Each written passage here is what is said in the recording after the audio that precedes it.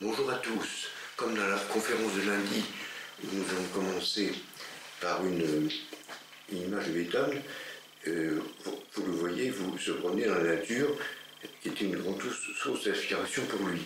Donc nous avons essayé, dans la première séance, de mettre au jour certains aspects du génie de Beethoven. Et ce génie, s'il y a un lieu où ce génie s'exprime, c'est bien dans le quatuor. En fait, il y a trois grands piliers du génie beethovenien, les symphonies, les sonates et les quatuors, sans compter des astres isolés que sont Fidelio, la Missa Solemnis et les variations d'Ibelli. Mais si on prend les trois grands piliers, ce qui est très intéressant, c'est que on a parlé lundi des trois manières de Beethoven, eh bien, ces trois piliers couvrent les trois manières. Mais les sonates couvrent essentiellement la première manière, 20 sonates sur 32 sur la première manière, et seulement 5 dans la dernière. Les symphonies, 2 sont dans la première manière, et une seulement dans la dernière, la 9e. Les quatuors sont extrêmement bien répartis sur les trois périodes. 6 dans la première manière, 5 dans la deuxième, 5 dans la troisième. Donc voilà, nous avons affaire, avec ces quatuors, à un des sommets de la musique, et je vous montre cette deuxième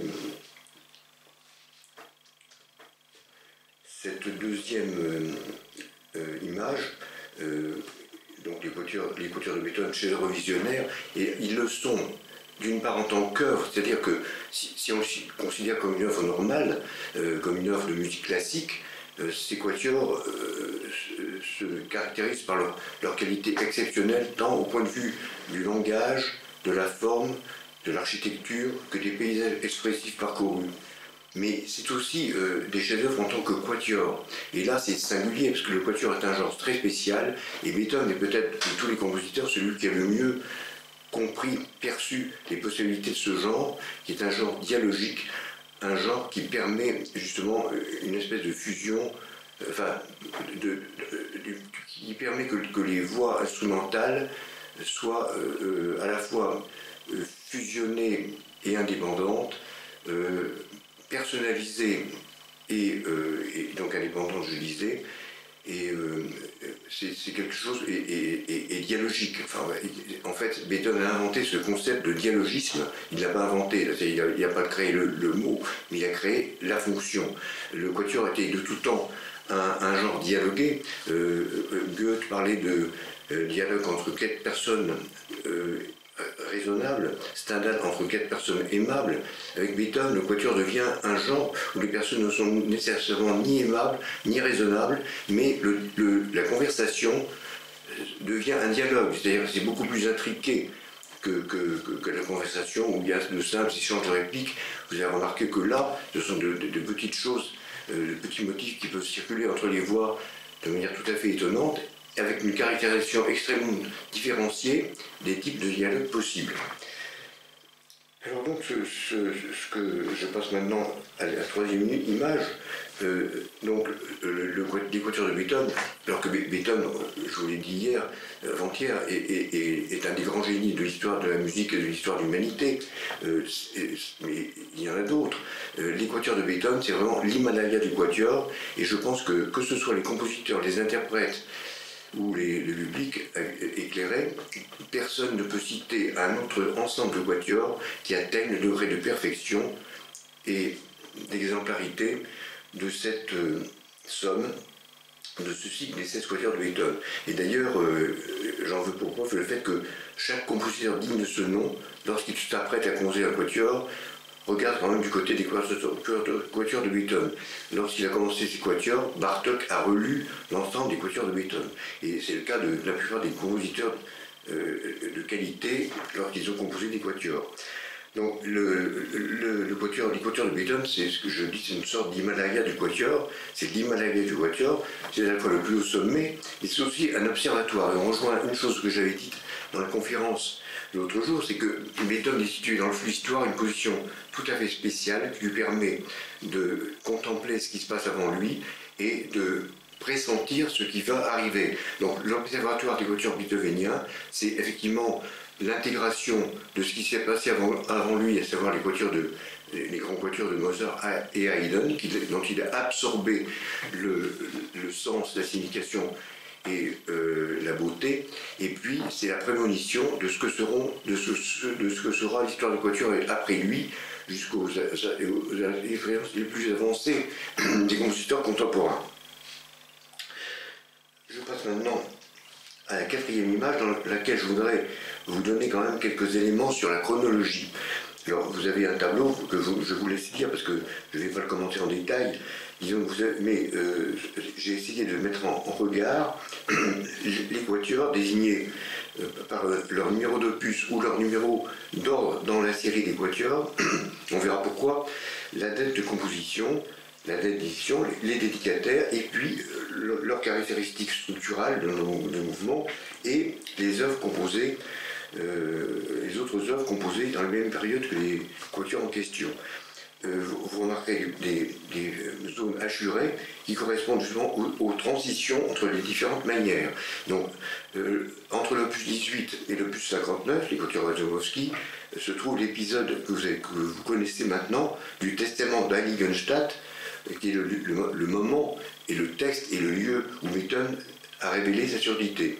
Ensuite, après le quatuor opus 95, le 11e, dans les années 1812 à 1817, Beethoven traverse une crise extrêmement grave, où tous ces mécanismes psychiques sont mis en péril, et parce qu'il lui arrive des tas de problèmes. Il va renoncer à l'amour, après la perte de sa relation amoureuse avec ce qu'il appelle une immortelle bien-aimée. Il perd tous ses mécènes qui deviennent ou qui disparaissent, qui meurent. Il a des problèmes de santé, non seulement la surdité, mais beaucoup de problèmes de santé, des problèmes d'argent, et puis un problème de créativité, qui dans la deuxième période, entre 1802 et 1815, s'est montré tellement créatif, se trouve maintenant en but à une crise de créativité qui culmine en 1917, où il n'a quasiment composé que 20 minutes de musique, dont des œuvres extrêmement sombres, comme le Chant des moines, sur un texte de Schiller, sur la mort, et un lied appelé Résignation. À part cela, il a essentiellement fait des transcriptions. Et puis après cette période vient, et nous passons à la diapositive numéro 5, la dernière étape, qui est donc la chronologie des derniers quatuors. Et alors là, justement, c'est pour ça que je vous disais que les numéros d'opus n'étaient pas toujours corrélés avec les numéros d'ordre. Vous voyez que le quatuor numéro 15, l'opus 132, est en fait le 15e, alors qu'il devrait s'appeler le 13e. Mais il a été édité plus tard, ce qui explique ce numéro.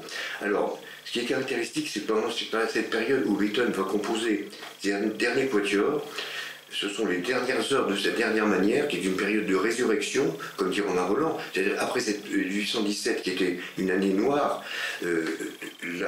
Beethoven s'est remis à composer et il va nous donner les plus grands chefs-d'œuvre de sa création, à savoir les dernières sonates pour piano, la Missa Solemnis, les variations Diabelli, les derniers recueils du Bagatelle et enfin les derniers quatuors. Et les derniers quatuors vont occuper sa vie entre 1824 et 1826. Il ne fera rien d'autre que des canons vocaux, qui sont des petites pièces de circonstance qu'il écrit pour faire plaisir à des amis.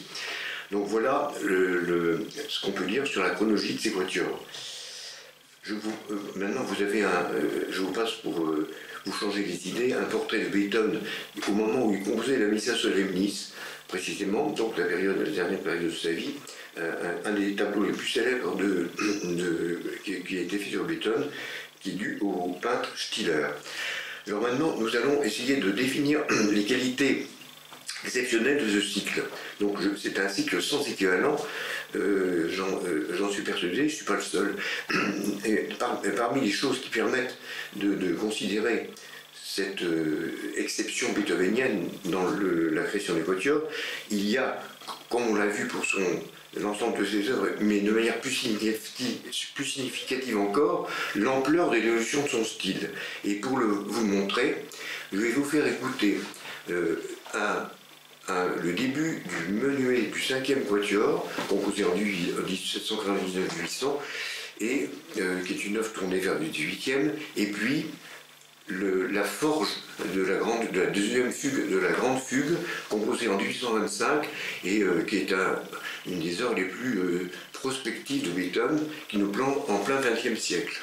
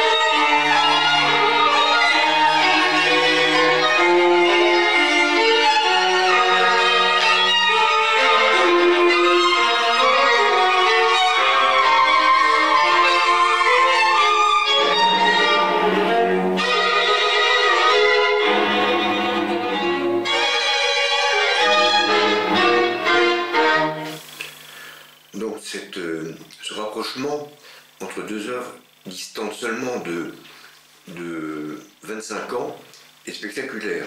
Donc en 25 ans, le style de Beethoven a franchi 2 siècles. Donc sur la diapositive numéro 8 que je vous présente là, numéro 7, pardon, donc je parle, on a constaté, je vous ai donné cet exemple de l'ampleur de l'évolution de son style. On peut signaler de manière générale sur l'ensemble des quatuors la diversité des paysages expressifs, ce qu'on va voir par la suite vous montrera. Il y a aussi une chose tout à fait exceptionnelle qu'on trouve dans aucun autre genre, aucun autre groupe de quatuors, c'est la portée spirituelle exceptionnelle de ces quatuors. Et enfin, c'est une musique ouverte à l'événement. Alors, on avait déjà parlé des événements à propos du génie de Beethoven, et je vous avais justement donné comme exemple le quatuor opus 135 dans le scherzo, où on a l'exemple d'un événement brutal, singulier et spectaculaire. Là, je vais vous donner un exemple très différent, et je vais vous commenter sur l'exemple musical qui est présenté ici. En fait, il s'agit de la 6e variation du 14e quatuor opus 131, 6e variation sur un thème qu'on va entendre tout à l'heure, mais dont je vous chante les premières notes.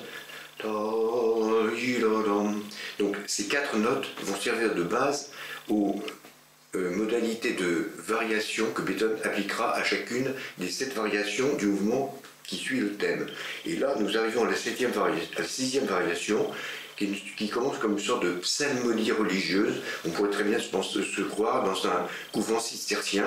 Donc la mélodie, elle devient tom tom tom tim tom tom tim tom. Donc le thème est structuré en 4 parties, et donc la variation qu'on va écouter comprend 4 parties aussi. Et sur l'exemple que je vous ai donné ici, nous avons affaire à la 2e partie. Donc au début, on a la psalmodie seule, et puis là, vous voyez, j'ai entouré en bleu sur le 2e système 4 petits motifs qui apparaissent soudainement au violoncelle. C'est une sorte d'événement qui surgit, qui est tout à fait différent de la psalmodie, qui au début ne la trouble pas tellement, mais c'est quelque chose qui se produit. Et puis, vous voyez en rouge sur le dernier système, le violoncelle reprend ce motif forte. Et là, on a vraiment l'impression d'un événement. Et puis la psalmodie reprend, mais toujours accompagnée par ce motif piano qui de temps en temps ressurgit forte. Et puis vous verrez par la suite qu'il y a un moment donné où cet élément étranger contamine l'ensemble du quatuor. Donc le motif est repris forte par le violon, et donc on a l'impression que tout va être déstabilisé. Et au contraire, ce qui va se passer, c'est que la psalmodie va finir par absorber cet élément étranger et l'introduire dans la logique de la psalmodie. Alors il y a deux choses là-dedans. Il y a d'une part une espèce de philosophie de l'absorption de l'hétérogène de l'étranger, qui peut être commenté sur le plan socio-philosophique et philosophique. Et puis il y a aussi le mode de progression de cet événement, et qui me fait penser, moi, à une nouvelle de Kafka, qui s'appelle Le Terrier, où il y a un petit animal qui est là, qui au début ne fait pas beaucoup de bruit, et puis qui finalement apparaît de plus en plus menaçant, jusqu'à finalement détruire le terrier. Alors ici, Beethoven ne laisse pas le terrier se détruire. Beethoven, qui ne connaissait évidemment pas Kafka, qui est né 100 ans après lui, mais c'est une sorte de prémonition de ce que fera Kafka dans cette nouvelle Le Terrier.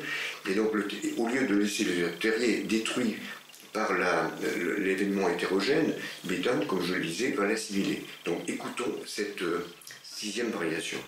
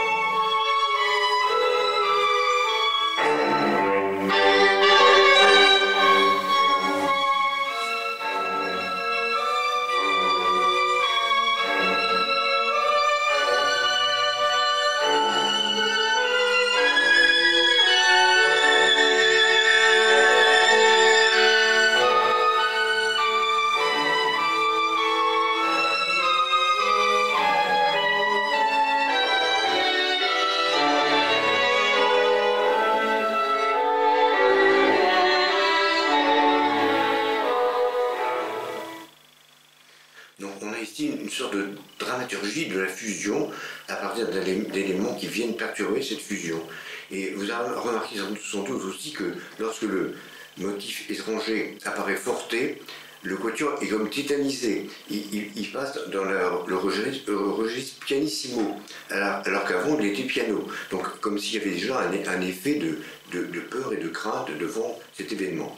Donc voilà ce que je voulais vous montrer. Maintenant, nous allons parler de deux types de singularité esthétique du quatuor. Il y en aurait d'autres à envisager, mais on n'a pas le temps de faire plus. Donc on va parler justement de l'écriture dialogique, donc cette dialectique fusion, dissociation, personnalisation, indifférenciation, et on va étudier différents types de dialogues. On va donner des exemples de différents types de dialogues.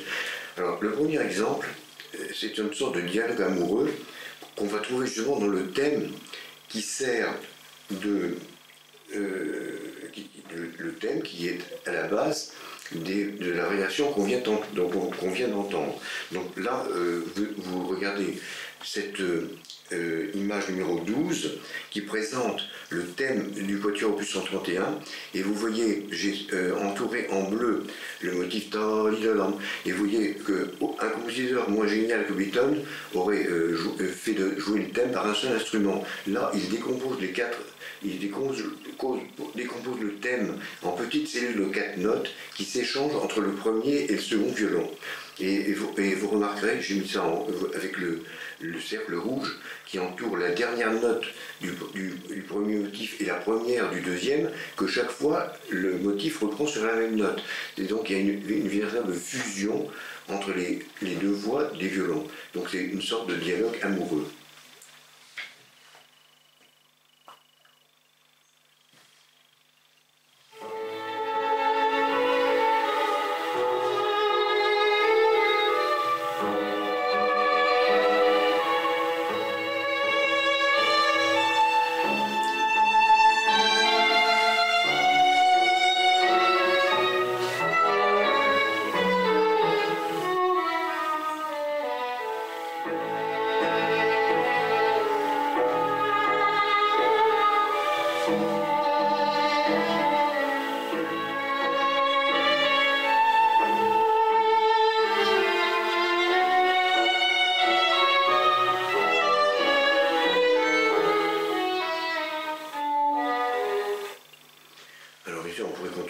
J'ai arrêté la variation en son milieu.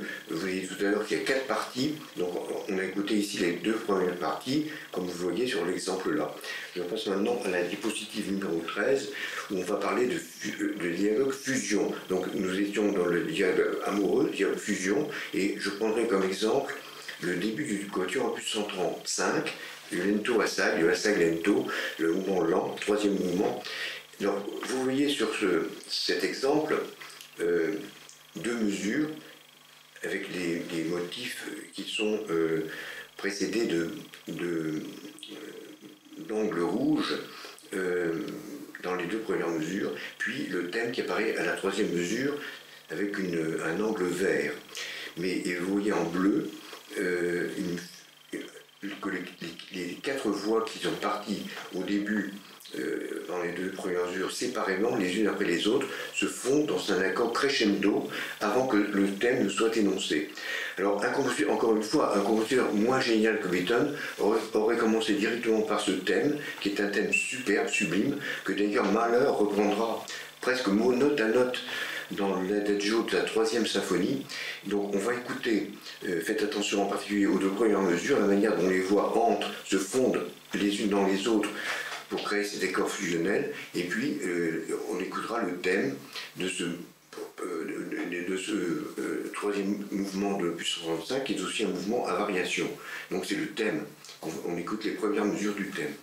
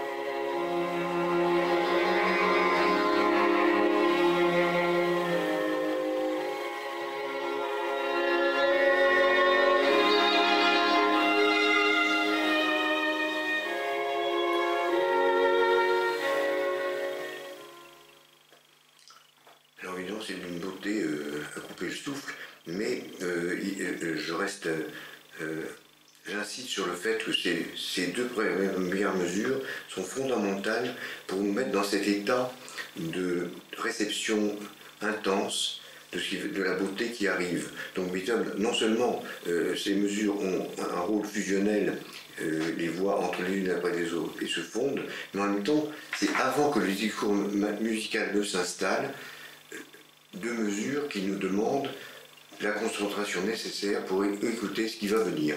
Donc maintenant, on va passer à un autre type de dialogue, le dialogue confrontation. Donc ça, c'est évidemment tout à fait différent. Et je prends comme exemple vous voyez sur la diapositive 14, un passage du développement du quatuor opus 127. Alors vous voyez, il y a beaucoup de couleurs, parce qu'il y a beaucoup de motifs qui s'entrecroisent et qui s'entrechoquent. Donc je les ai notés en différentes couleurs, et vous voyez que tous, ils circulent entre les voix. Le motif cerclé en rouge passe du premier violon au deuxième, puis à l'alto. Vous avez des batteries qu'on trouve au deuxième violon à l'alto, des motifs d'arpège qui montent du violoncelle au premier violon, etc., etc. Et globalement, vous avez une impression de violence et de confrontation brutale entre les voix.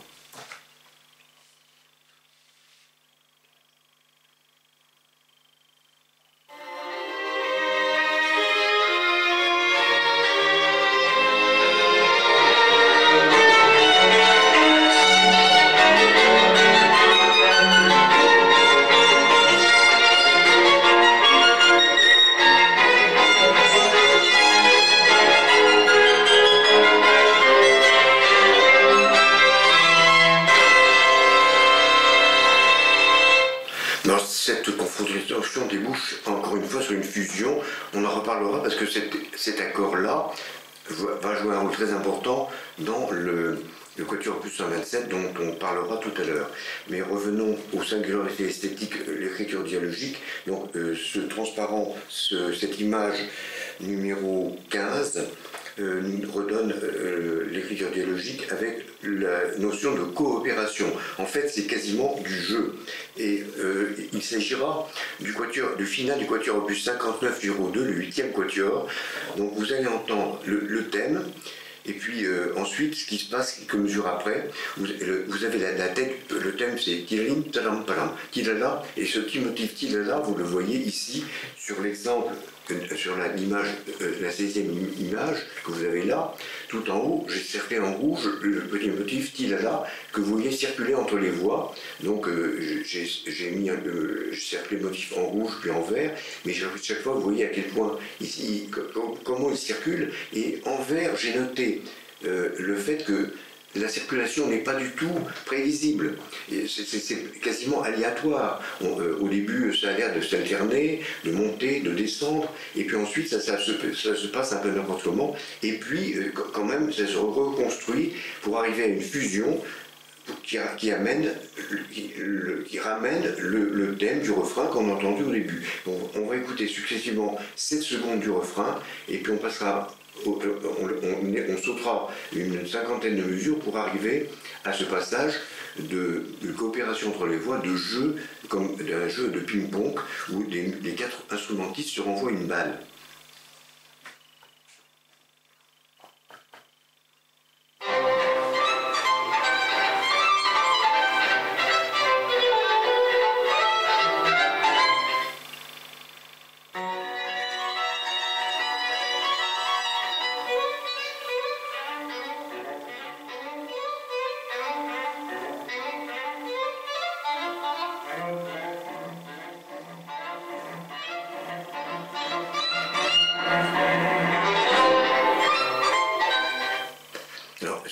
En dehors du côté extrêmement humoristique et amusant et jovial et joyeux, je peux vous dire que pour les interprètes, c'est pas quelque chose d'évident. Il faut vraiment compter si on veut pas se paumer dans cette succession de petits motifs qui passent très très vite d'une voix à l'autre.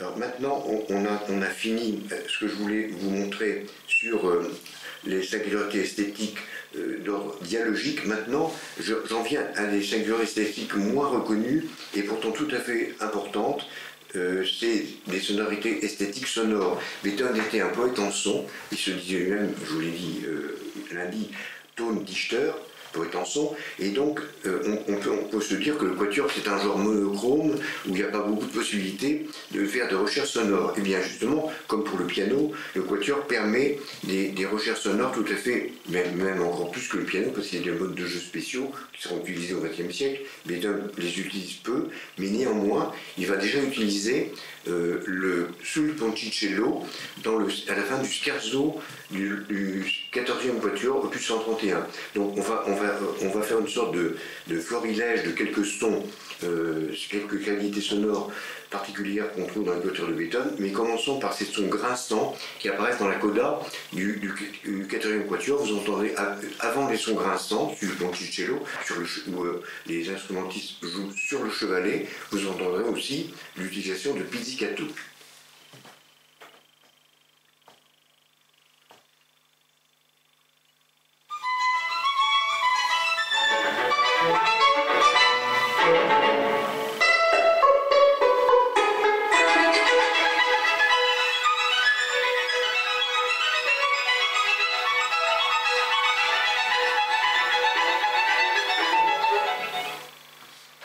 Voilà, alors maintenant on va parler des sons que j'appelle scintillants.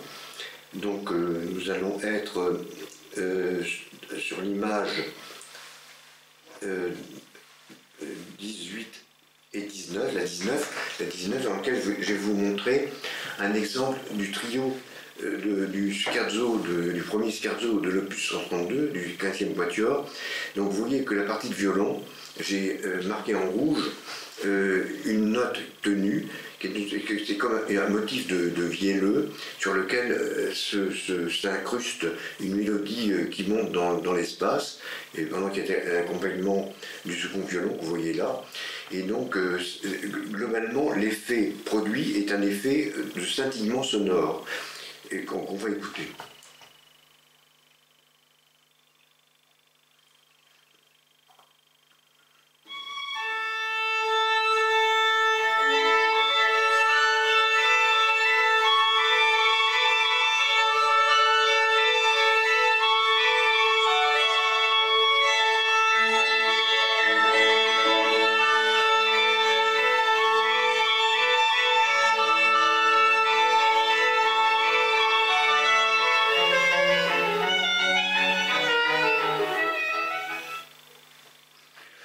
Alors, ce qu'on entend à la fin, c'est une sorte de promenade sous le ciel étoilé dont Beethoven raffole, et c'en est une des illustrations. Mais vous avez remarqué ce scintillement sonore absolument évident. Et maintenant, je vais vous parler de quelque chose qui est plus surprenant, que j'appelle son cosmique, qu'on va trouver, encore une fois, dans le quatuor opus 131, dans les variations de ce quatuor. Donc, pour se remettre dans l'esprit le quatuor, on va réécouter les deux premières mesures du thème. Et puis ensuite, vous les voyez ici, et ensuite on écoutera cette variation dont vous voyez la partition ici, c'est l'image, je donne le numéro d'image pour qu'on s'y retrouve, c'est l'image numéro 22. Donc vous voyez ici en fait le thème qui était dans la psalmodie tout à l'heure, il était devenu ta ta ta ti ta. En fait là il va être réduit à sa première et sa dernière de la. Et à partir de cette idée, Beethoven construit dans l'espace une espèce de choses étonnantes qui à partir de l'infiniment petit crée une impression d'infiniment grand et de résonance cosmique. Je vous laisse écouter le début de la variation.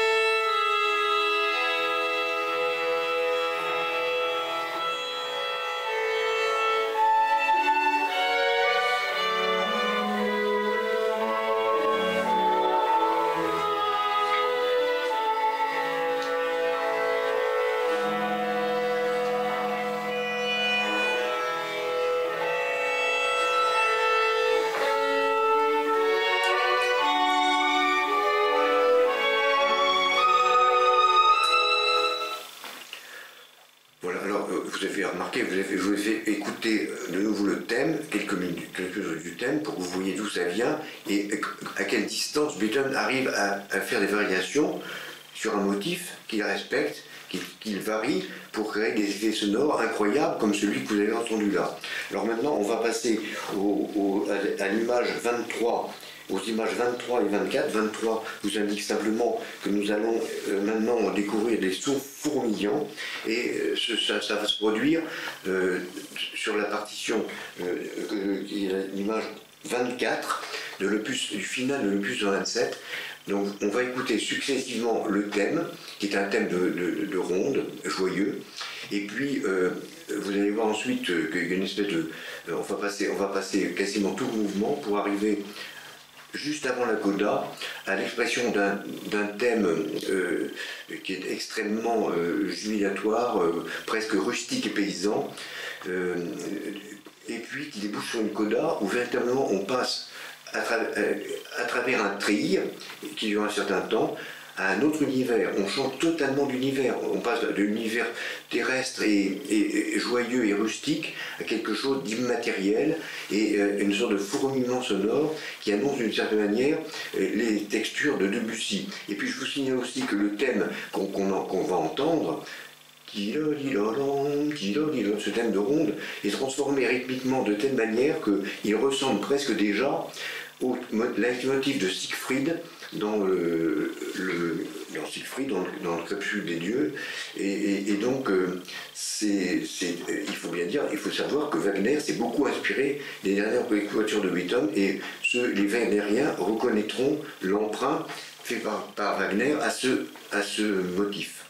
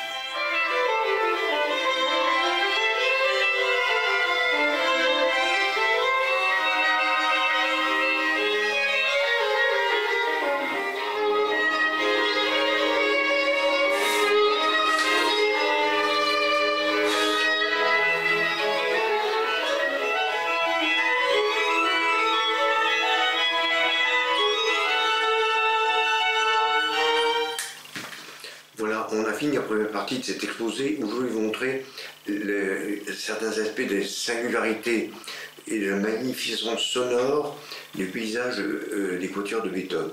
Alors maintenant, on va faire un rapide parcours de ces quatuors. Alors, vous voyez ici une image de Beethoven, c'est l'image des 25. Avant d'entrer dans ce qui va être cette description rapide de l'ensemble du quatuor de Beethoven. Alors, l'image des 27 vous présente, il est hors de question pour moi de détailler tout ça, mais les quatuors de l'opus 18 répartis en deux groupes dans l'ordre de leur composition, le troisième, le premier et le deuxième, et chaque fois caractérisé. Alors simplement je commente ce qui est indiqué en rouge et en bleu. En rouge, à savoir la personnalité générale du quatuor, parce que ces quatuors de l'opus 18, contrairement à ce qu'on trouve chez Mozart et Haydn, pour lesquels un numéro d'opus qui comporte en général 6 quatuors, comme ici l'opus 18 de Beethoven, il s'inscrit dans la tradition, mais c'est dans les opus précédents de ses prédécesseurs, un opus possède un visage général, qui peut être produit de manière un peu différente dans les 6 quatuors de l'opus. Mais là, chez Beethoven, véritablement, les 6 quatuors de l'opus 18, c'est 6 personnages totalement différents. Alors en rouge, j'ai essayé de définir leurs caractéristiques expressives. Donc le troisième, je dis original mais discrète personne. Le premier, décidé et affirmatif. Le second, humoristique et moqueur. Et puis en bleu à la fin, j'ai indiqué ce qui est la singularité la plus remarquable de ce quatuor. Donc dans le troisième, un final très dialogique. Personne avant Beethoven n'a composé un final dans lequel les motifs se circulent de manière aussi fluide entre les voix. Dans le deuxième, le rôle du silence. On va le voir tout à l'heure. C'est l'exemple que j'ai choisi pour illustrer ce groupe de 6 quatuors. Dans le deuxième, l'introduction. Alors ça, c'est très intéressant. Dans un mouvement lent, tout à fait serein, paisible, d'esthétique grave et confiante, Ein die End, Beethoven fait faire irruption à une sorte d'allegro iconoclaste. Alors voilà, ça pour les 3 premiers quatuors de l'opus 18. Maintenant, on passe à la diapositive numéro 27, et c'est les quatuors suivants, le 5e, composé dans l'ordre 5e, 4e, 6e. Là, donc, le 5e est composé à l'ombre de Mozart. Beethoven, en fait, a repris le plan, le schéma et la tonalité du quatuor Köchel 464 de Mozart. Et c'est le mouvement le plus remarquable de ce quatuor, c'est son andante à variation, qui est d'une grande nouveauté. Le 4e en du mineur et c'est un quatuor qui est caractérisé par son dramatisme d'un niveau ou d'une intensité telle qu'on n'a jamais connu jusqu'ici. Et puis le 6e est connu essentiellement par sa malinconia, un mouvement d'introduction au final, la malinconia, la mélancolie, qui est un mouvement tout à fait futuriste où on est déjà quasiment dans l'harmonie du dernier Beethoven et avec des irruptions, des changements de tempo tout à fait étonnants et qui annoncent un petit peu l'opus 130. Donc, pour illustrer les quatuors opus 18, j'ai choisi de vous parler, et je vous montre ici la partition sur l'image 28, la partition de la fin du premier mouvement de l'opus 18 numéro 1, parce que je voudrais vous montrer quelque chose qui a trait au silence. Nous avons parlé du silence à propos du génie de Beethoven. Ici, sur l'exemple que vous allez voir que j'ai entouré en rouge une sorte de petit motif replié sur lui-même, circulaire, et qui reste en suspens sur un immense silence. Donc chaque fois, ce sont des silences-tensions. Vous en avez 3 de suite, qui vont finalement, et ça donne lieu à une explosion fortissimo que vous allez voir tout de suite après. Alors pour que ce soit compréhensible, il s'agit ici de la coda de ce mouvement. Je vous ferai écouter successivement le thème qui sera repris ici par le violoncelle. Vous le voyez sur l'exemple en vert, ce sera le même thème, mais vous l'écoutez au début, joué par le violon, avec un accompagnement tout à fait classique, alors que là, véritablement, quelque chose de très chargé intervient jusqu'à ce moment que je veux vous montrer, où les silences, où Beethoven va utiliser ces silences tensions.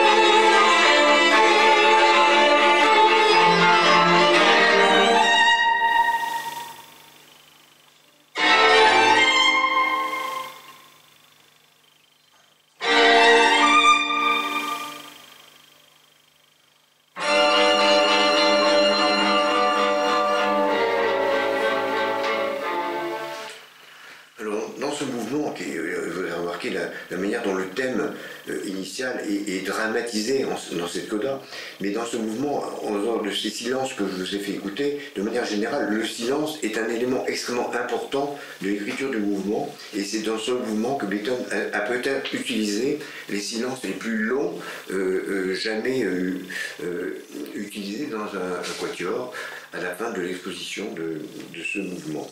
Alors maintenant, nous allons passer à la deuxième période, après avoir montré à nouveau sur la diapositive numéro 29 le portrait de Beethoven marchant dans la nature qu'on avait déjà vu au début de la conférence sur le génie, mais j'aime beaucoup ce portrait parce qu'on voit, c'est correspond tout à fait à Beethoven marchant et écrivant en même temps, notant les motifs qui l'inspirent à un moment donné de ces promenades dans la nature. Donc maintenant on passe au triptyque des quatuors Razumovsky. Et donc comme pour les quatuors précédents, je les ai caractérisés chacun par véritablement un nom. Le septième, le plus 59 numéro 1, je l'appelle le Wanderer parce que c'est un quatuor dont les 4 mouvements sont poussés par une force qui va, comme dirait Victor Hugo, par rapport à une force d'aller en avant avec une architecture linéaire et une stratégie d'ascension permanente dans tous les mouvements. Le thème commence dans le grave et va monter petit à petit jusqu'aux aigus. Donc le Wanderer. Et puis le deuxième, c'est Janus, parce que c'est un quatuor dans lequel il y a vraiment l'ombre et la lumière, et c'est un quatuor fait essentiellement de contraste. Et puis le troisième, je l'appelle le Passeur, parce que c'est un quatuor dans lequel Beethoven travaille essentiellement sur les transitions. Alors, j'ai aussi une chose intéressante à noter, c'est la langue. Ces quatuors s'appellent Razumovsky, parce que Beethoven les a dédiés au comte Razumovsky, qui était un prince russe, qui est ambassadeur à Vienne, et donc pour lui faire plaisir, il a choisi de faire appel à des thèmes folkloriques russes. Ces thèmes, on les trouve dans un des mouvements de chacun des quatuors. Donc dans le quatrième mouvement du septième, dans le troisième mouvement du huitième, donc qui constitue le trio, thème qui sera repris par Moussorgsky dans Boris Gounod, et dans le troisième, en fait, il n'y en a pas vraiment, mais il en a inventé un. C'est une sorte de thème archaïsant, archaïque, qui n'est pas vraiment russe, mais qui est à la russe quasiment. Alors ce que je voulais aussi dire, indépendant de ces thèmes russes, c'est que ces quatuors, en dehors de leur personnification, ont un rapport particulier, vous l'avez deviné avec ce que j'ai dit sur le Wanderer, un rapport particulier au temps. Le quatuor numéro 7, le plus 59 du roi, est un quatuor qui regarde vers l'avenir. On a l'impression que le Wanderer marche toujours vers quelque chose de nouveau. Dans le huitième, au contraire, le quatuor, le discours est focalisé sur le présent en tant que crise. Et surtout, les crises sont sensibles, évidemment, et surtout sensibles dans le premier mouvement, mais même le second, qui est un mouvement qui est d'une méditation sous le ciel isolé, laisse quand même percer une crise violente. Et puis, le troisième, c'est un quatuor dans lequel Beethoven tourne ses regards sur le passé, parce qu'il revient à des formes passées. C'est la première fois qu'il va utiliser une fugue dans le final de ce quatuor, et il revient à lui qui a inventé le scherzo, il revient au menuet de Mozart. Donc voilà, on pourrait parler très longtemps sur ces chefs-d'œuvre, mais je vais vous montrer, pour illustrer ces quatuors Razumovsky, j'ai choisi le septième, qui va nous permettre de retrouver encore ce dont on a parlé à propos du génie, le temps, une réflexion sur le temps. Donc je crois que j'ai évoqué le début du septième quatuor lorsque j'ai parlé de la conquête de l'espace et qu'on a écouté le balayage de l'espace dans le concerto de l'empereur. Ici, on va montrer justement, si on regarde l'exemple 31, le début de ce septième quatuor, j'ai mis en rouge le thème qui part au violoncelle et que vous voyez monter au premier violon et monter toujours plus haut, et il franchit 4 octaves pour arriver à un Fa 5 en partant d'un Do 2. Et donc vous voyez, c'est tout à fait étonnant, en 40 secondes, on arrive à une culmination du grave à l'aigu. Alors, en fait, jamais aucun compositeur n'a fait énoncer le thème d'un premier mouvement par un autre instrument que le premier violon. Mais ici, c'est pas du tout pour faire quelque chose de nouveau que Beethoven a fait ça. C'est pour mettre en place cette stratégie d'ascension du plus grave vers le plus aigu. Et puis, vous remarquerez aussi, avec ces batteries sur les deuxième et troisième lignes, violon 2, viola, puis ensuite violoncelle ici, qu'il y a des batteries qui vont s'épaissir. Donc, au fur et à mesure que le thème monte dans l'espace, crescendo de hauteur, et que l'intensité augmente, passant de piano, arrivant à forte, mezzo forte, fortissimo, ce crescendo d'intensité, ce crescendo d'espace est accompagné aussi par un crescendo de masse. Vous voyez que l'amplification de l'accompagnement, de batterie d'accompagnement, passe de 2 croches à 3, à 4, à 6, et donc on est sans arrêt dans une surenchère pour arriver à ce sommet. Et alors ce qui est remarquable, c'est qu'on se dit, après un tel crescendo, une telle culmination, on ne peut pas aller plus loin. Eh bien vous allez voir que si, parce que ce thème va être réexposé 4 fois, exposition, développement, réexposition, coda, et chaque fois il le sera de manière plus intense, et on verra tout à l'heure un exemple de la coda. Mais on va écouter ce premier exemple qui continue un petit peu au-delà du sommet atteint, pour que vous voyez aussi l'inventivité motivique de Beethoven. Chez lui, la forme sonore, c'est pas seulement 2 thèmes, c'est 2 groupes thématiques. Donc ici, on va entendre le thème, qui est le thème principal, suivi de 2 autres groupes thématiques très importants qui vont être aussi travaillés par Beethoven, et notamment dans le développement.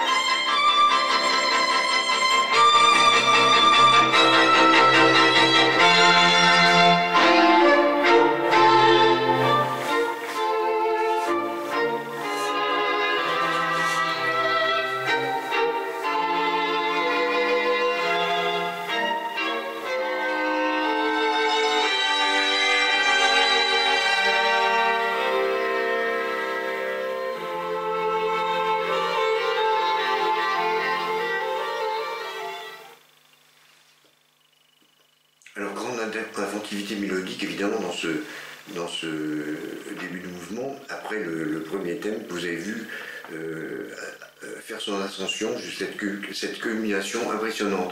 Alors, vous voyez sur l'exemple numéro 32, tout en haut à gauche, le premier système, vous voyez des notes qui se répondent entre les 2 violons et les 2 basses. Et donc il y a une sorte de grande séparation de l'espace entre l'aigu et le grave. Et ça, c'est une chose assez caractéristique aussi. On avait vu ça avec le bus 111, le fait de créer des gouffres entre des zones spatiales différenciées.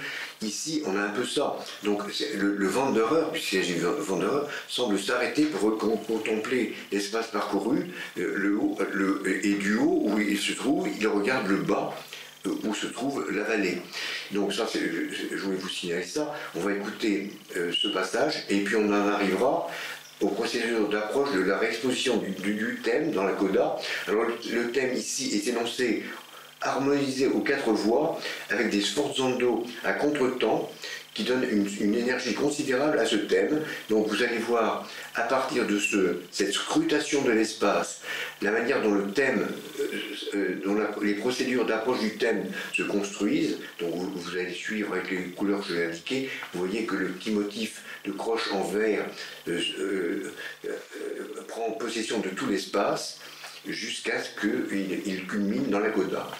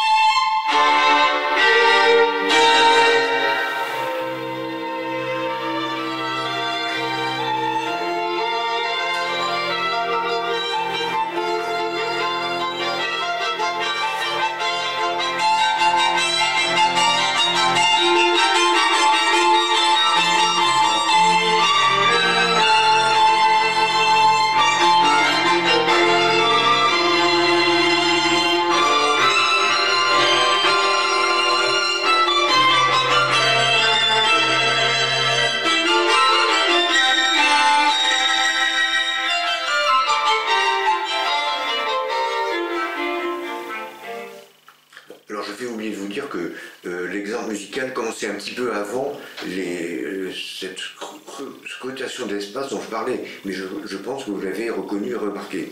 Bon, on va passer maintenant à un autre exemple de ce même quatuor, dans le deuxième mouvement, donc c'est la diapositive 33, parce que là, il y a une chose encore assez curieuse, c'est que Beethoven construit un thème sur une seule note répétée.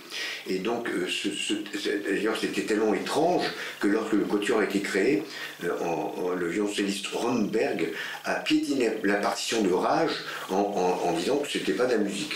Alors, on va écouter ce début, et sur quoi je voulais attirer votre attention aussi, c'est sur une autre façon de scruter l'espace et de faire des sortes de tranches spatiales distanciées, que vous voyez ici, encadrées en rouge, avec ces flèches bleues qui montrent ce qui se passe, comment les choses montent, descendent, et permettent de voir un espace extrêmement large et différencié.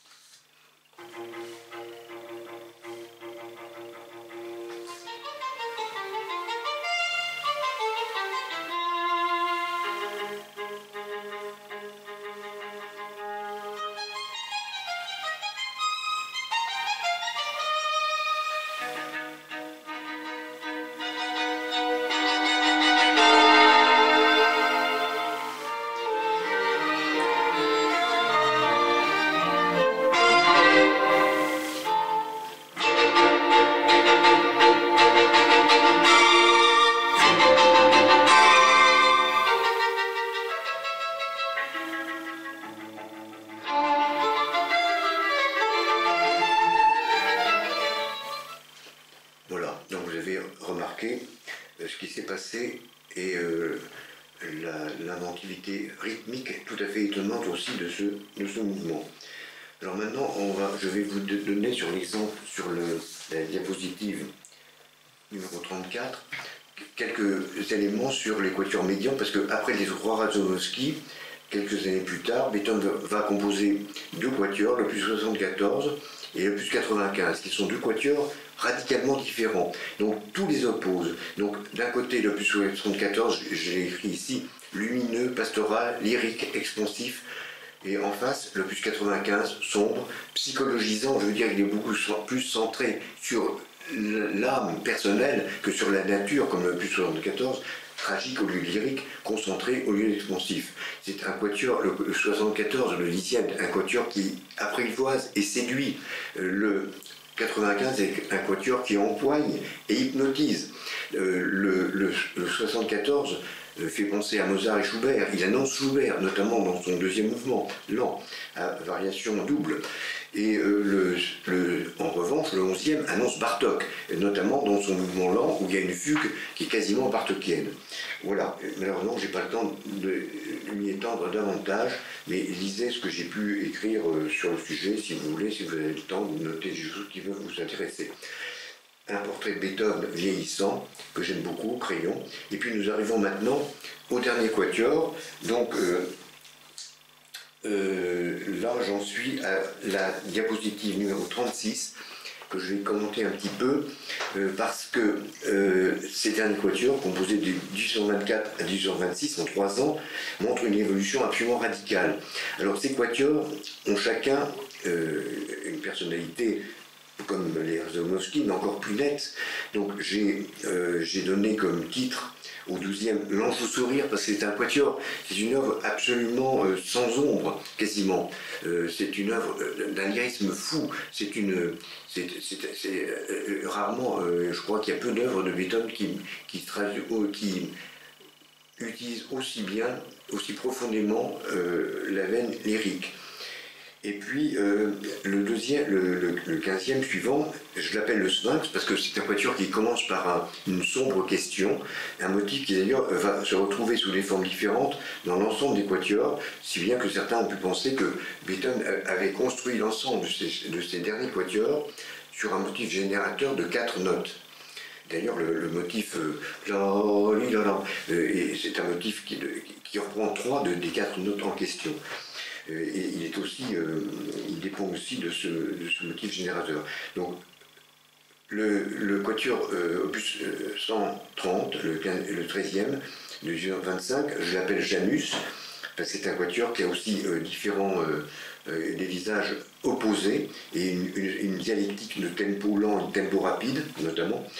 Et puis le 14e quatuor, le quatuor en 7 mouvements. Alors ce que je voulais dire, c'est que chaque mouvement, le 12e a 4 mouvements, le 15e qui suit en a 5, le 16e en a 6, et pardon, le 13e en a 6, le 14e en a 7. On se dirait, alors donc le 16e va en avoir 8. Eh bien non, 7 c'est indépassable. Et d'ailleurs, personne ne fera plus. Et si on avait fait plus, ça n'aurait pas eu de sens. Et Beethoven revient à 4 mouvements. Alors certains ont dit c'est un retour néoclassique. En fait, pas du tout. Beethoven est allé dans une direction tout à fait différente. Au lieu de chercher à faire des architectures de plus en plus vastes, il a cherché d'autres possibilités d'inspiration dans la déconstruction, la fragmentation, l'éludement, l'allègement. Donc c'est une stratégie expressive et architecturale entièrement différente qui apparaît avec le 16e quatuor, qui n'est pas moins moderne que les autres, mais qui est moderne autrement. Alors, un mot encore, souvent les quatuors ont une figure constitutive symbolique, en dehors du motif générateur dont je parlais. Le 12e quatuor repose essentiellement sur une figure de trille qu'on retrouvera partout d'un bout à l'autre. Le 15e repose sur des grands intervalles, qui sont des sortes de sauts dans l'espace.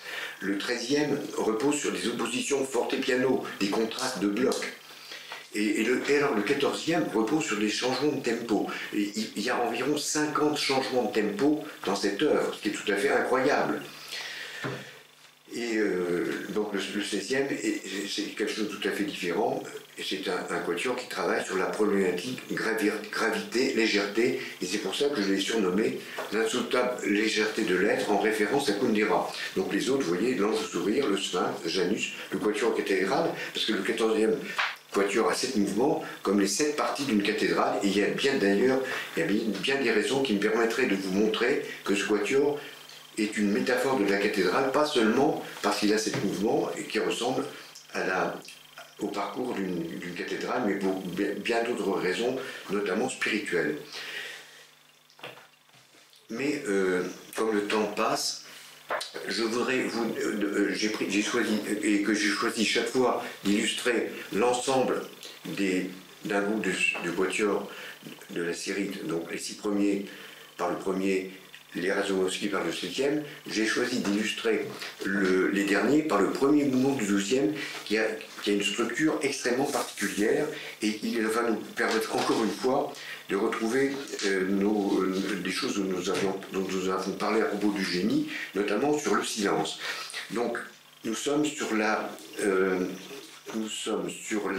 l'image numéro 37 qui donne la forme du premier mouvement. Alors vous voyez que j'ai mis en rouge quelque chose qui s'appelle M1, c'est une introduction lente, maestoso. Donc il y a beaucoup d'introductions dans les quatuors de Beethoven à partir du 9e. Vous me direz qu'il y en avait beaucoup aussi chez Haydn, mais pas tellement. Et il y en avait une seule chez Mozart, mais chez Beethoven, les introductions ont un rôle très différent. Ça ne se contente pas d'introduire, c'est vraiment quelque chose qui prépare à entrer dans un discours différent de celui qui est énoncé au début. D'ailleurs, ce qu'on a vu tout à l'heure à propos du 7e quatuor, ce côté fusionnel avant d'entrer dans le discours de la forme, c'est ce que Beethoven fait quasiment chaque fois. Donc il faut une concentration avant de commencer. Ici, il commence par une section assez longue, maestoso, qui est une sorte de portique majestueux qui ouvre le quatuor et qui ouvre globalement l'ensemble des 5 derniers quatuors. La magnificence sonore de ce maestoso est tout à fait exceptionnelle. Alors, une fois exposé ce maestoso, on entre dans une forme sonate classique avec un premier groupe thématique A, un deuxième groupe thématique B et un groupe terminal C. Et puis, voilà que revient le maestoso. Alors, on peut penser que c'est simplement un phénomène de réexposition, mais pas du tout.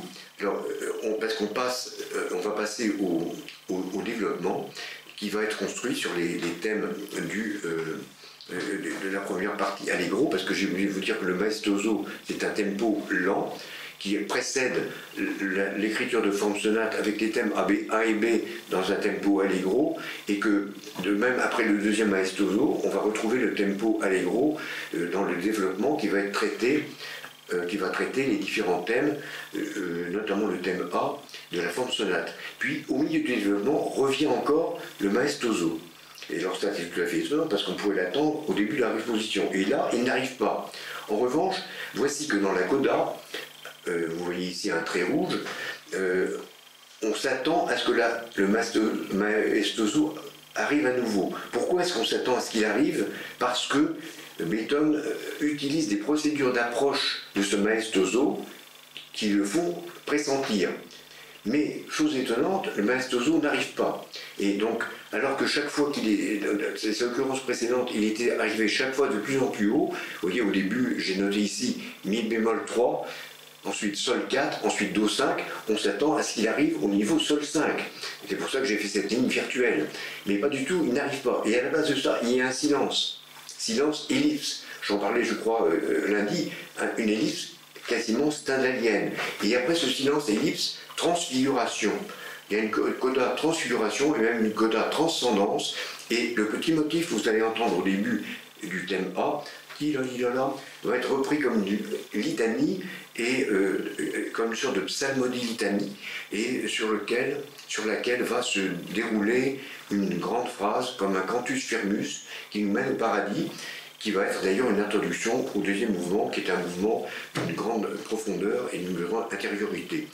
Alors écoutons on va écouter donc différents passages de ce mouvement. On va écouter le début le maestoso et le tout début de l'allegro pour que vous écoutiez le premier thème qui va être réutilisé dans la coda. On écoutera ensuite les procédures d'approche du deuxième maestoso et le deuxième maestoso. Et puis on écoutera les procédures d'approche du quatrième maestoso et son élision avec le début, et ensuite le début de la coda.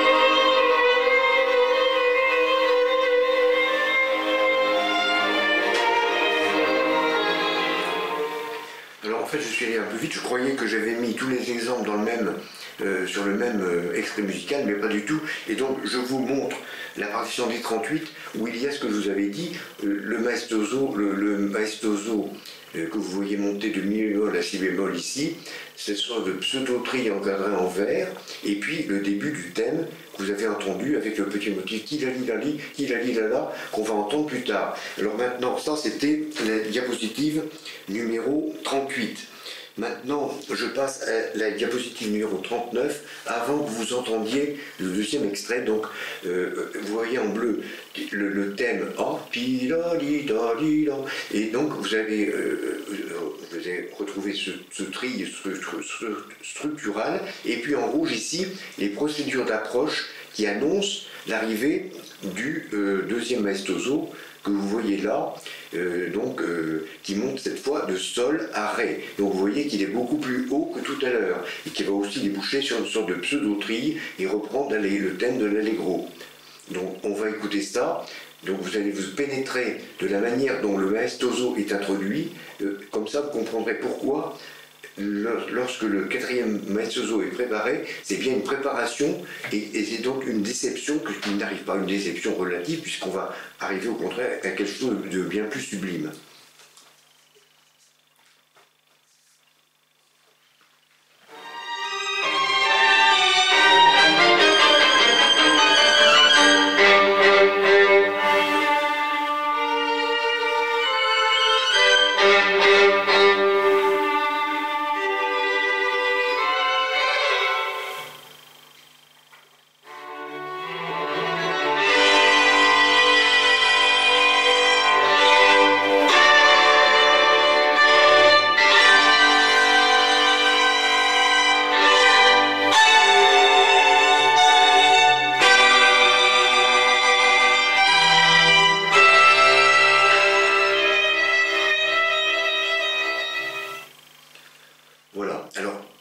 on passe maintenant à la diapositive numéro 40, qui vous montre l'ellipse du 4e maestoso.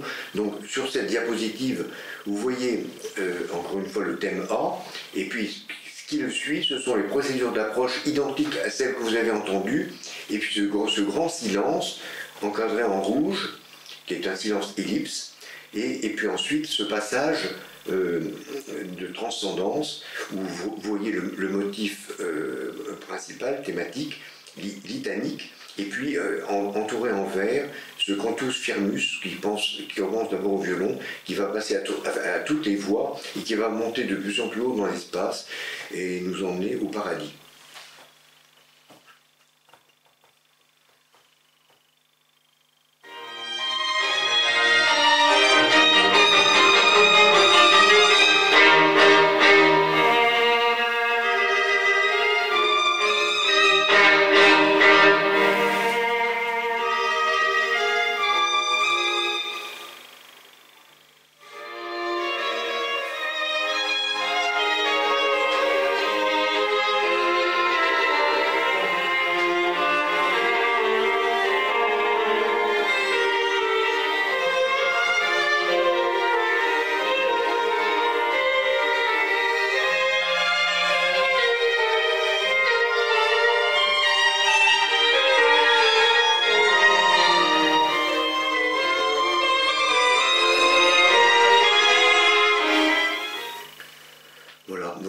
Chez vous, je vous invite à écouter ce mouvement jusqu'à la fin pour bénéficier de ce cadeau merveilleux que nous fait Beethoven.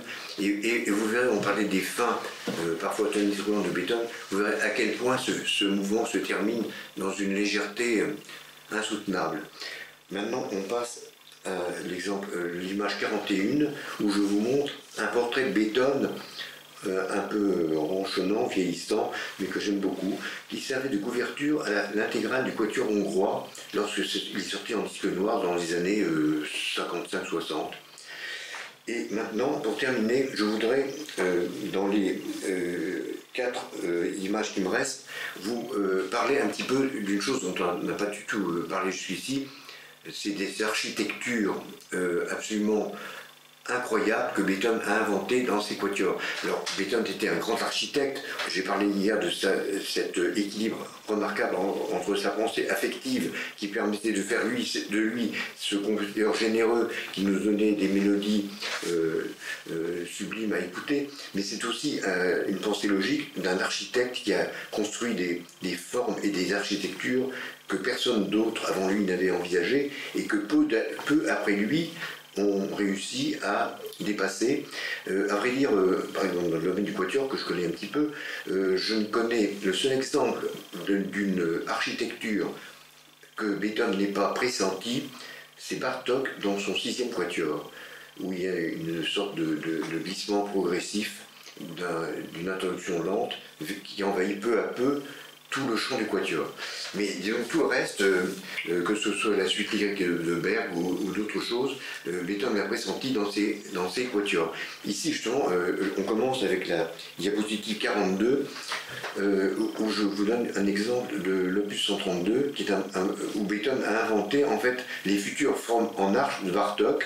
Et donc vous voyez ici, je vous ai montré les correspondances entre les mouvements, parce que c'est un quatuor qui repose sur des symétries architecturales tout à fait étonnantes. Donc le premier mouvement et le final se correspondent et se renversent en fait, puisque la coda du final va être une espèce de renversement joyeux de la coda dramatique du final, de la coda dramatique du premier mouvement.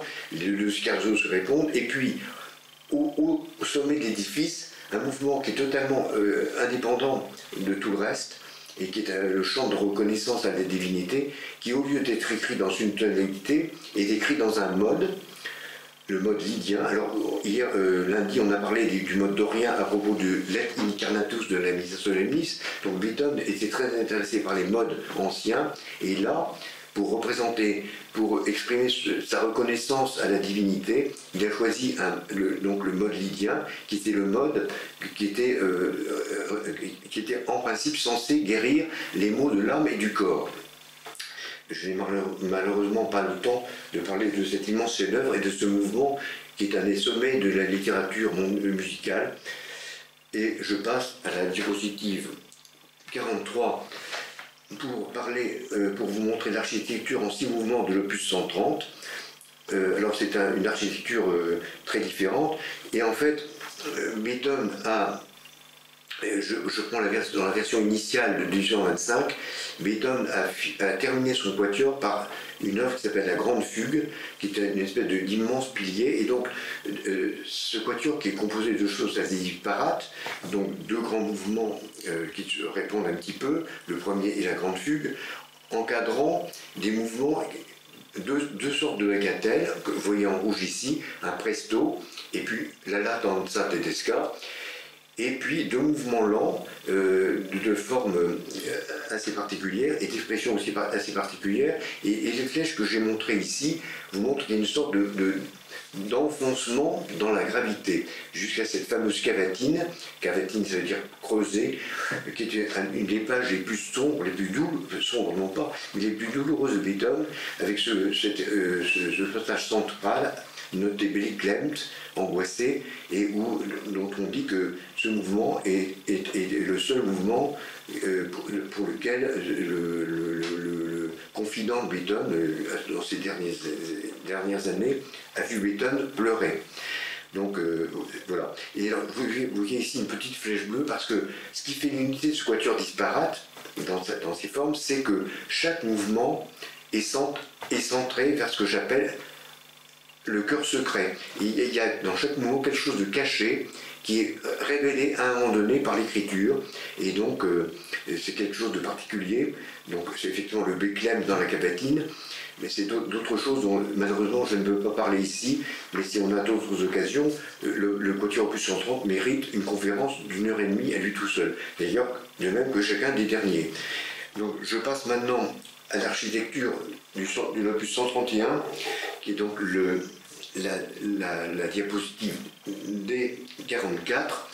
Donc là, c'est tout à fait différent. Vous avez 7 mouvements qui reposent tous sur le même motif, le motif qui est introduit par la fugue initiale, qui est une fugue, j'en parlais lundi, dans laquelle Beethoven se démarre totalement de Bach en donnant à cette fugue un tempo, adagio, et un programme d'intensité qui est défini ici par le sujet de la fugue.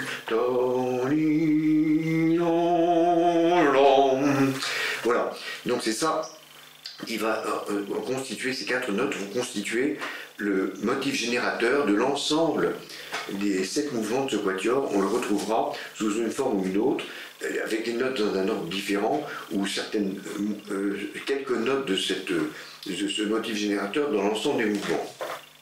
Donc une extrême unité et en même temps un grand morcellement, parce que ces 7 mouvements enchaînés sont très étonnants, dans la mesure par exemple où ils sont de durée très disparate, et si on ne connaît pas l'œuvre, comme ça s'enchaîne d'un bout à l'autre, on peut ne pas savoir où on en est.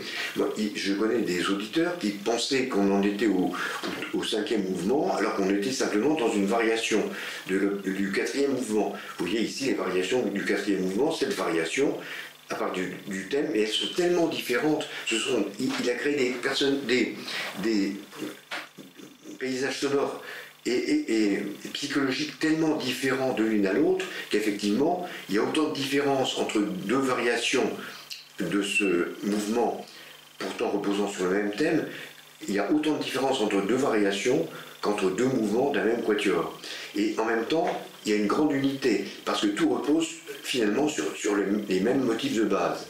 Donc c'est un quatuor absolument fascinant dans sa dialectique, unité, morcellement. Et puis, et une chose que j'ai notée ici, vectorisation, alors une chose tout à fait étonnante, c'est que ce quatuor qui commence par une fugue, un quatuor commence en général par un mouvement de forme sonate.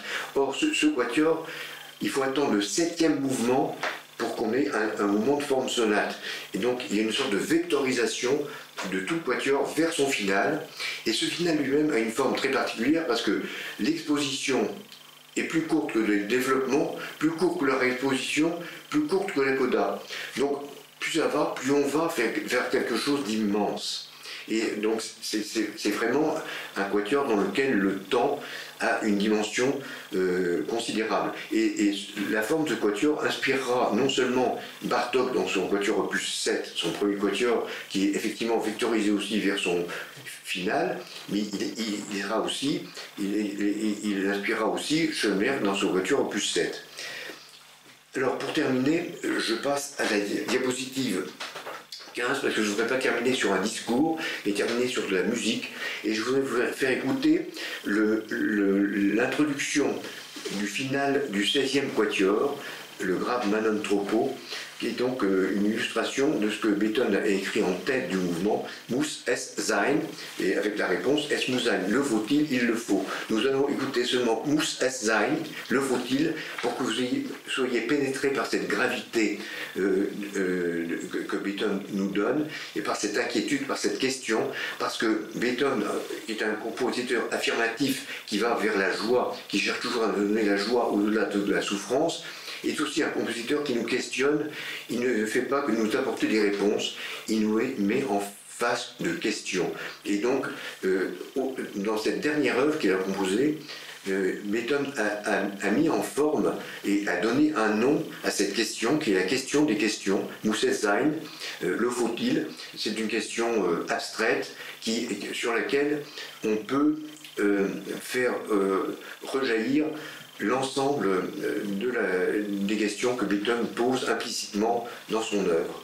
Alors, vous remarquerez aussi, pour revenir à des choses dont on a parlé lundi, vous écouterez des accords et des silences. Et vous verrez la puissance de ces accords, ici, que vous voyez sur le deuxième système, suivi de très très longs silences que j'ai présentés ici en vert.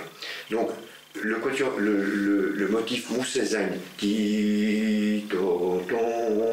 alors c'est un motif qui d'une certaine manière peut se rattacher au motif générateur des derniers quatuors, mais donc vous voyez ce motif auquel répond des deux autres, ce motif énoncé par les deux basses, auquel répondent les autres instruments, va être une sorte de glose sur la question. Donc globalement, on est sur une question et les répercussions de cette question dans l'âme du sujet. C'est pour ça que vous allez avoir ces accords extrêmement dramatiques. Et ensuite viendra la réponse légère. Mais cette réponse légère qu'on n'entendra pas, elle sera désamorcée par une deuxième exposition du grave et puis par une réintroduction dans la coda de la même question, enfin de la même lenteur grave, et donc ce quatuor apparemment joyeux dans sa fin reste sous-tendu par cette grave question qui est posée et qui rejaillit sur l'ensemble de l'œuvre de Beethoven, qui est à la fois une question sans réponse et une réponse. La seule réponse qu'il nous donne, c'est quoi qu'il en soit, allons vers la joie.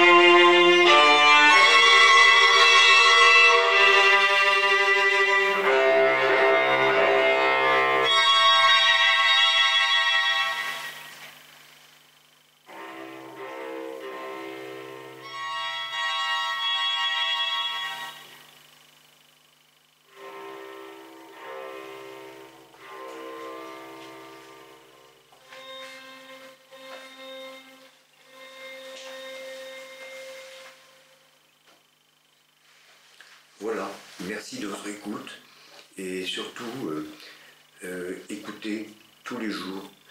Toute notre vie, ces courteurs de béton qui sont une nourriture tout à fait exceptionnelle pour l'âme et pour le corps. Merci.